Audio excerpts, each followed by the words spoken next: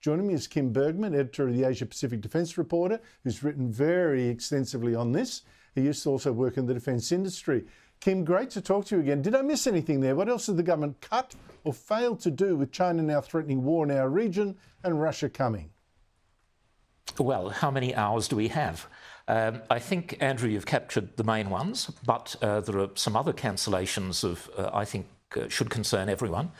First of all, it also looks like the life extension program for the Collins-class submarines is now in doubt. Richard Marles revealed just a few weeks ago that that program is being rescoped.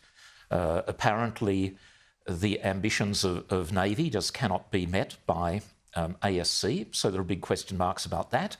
And without getting more life out of the Collins class, we're in trouble. I'd also add the cancellation of a big sovereign satellite communications program called JP 9105. And without long-range communications, the ADF for ships and aircraft that are deployed remotely, that's going to be a big problem. And to add to that, I'd say what underpins all of this is, again, a failure to lift numbers in the ADF.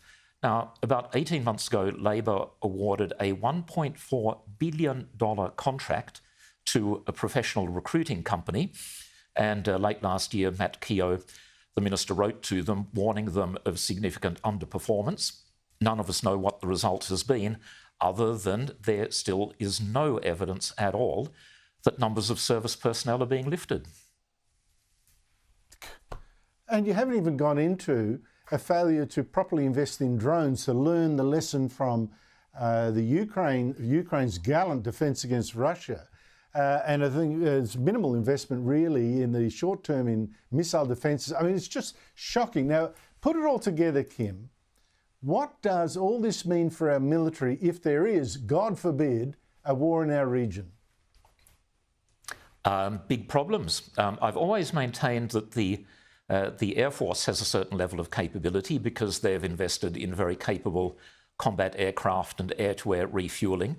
The capabilities of Army are extremely patchy and limited, but the biggest worry of all for me is Navy. And Andrew, if I can give you just one simple metric, it's estimated that the Chinese Navy, at the moment, their surface ships have about 4,400 vertical launch missile cells, each one capable of firing multiple missiles. Now, at the moment, the Royal Australian Navy has a total of 200. Now, they're spread across 3 air warfare destroyers and 7 Anzac frigates. Now, in 2026, one of the air warfare destroyers will be going into refit, and it's highly likely that another Anzac will retire, meaning that we've got 144 vertical launch missile cells for the entire Navy, and by that stage, China will have 5,000. Now, I'm not suggesting that we can match China's rate of production, but I certainly think that we can be doing a lot better than we have been for the last few years. Kim Bergmann, our Navy couldn't even track 3 Chinese ships circumnavigating Australia. I mean, this is just so serious. Kim Bergmann, thank you so much indeed for your time.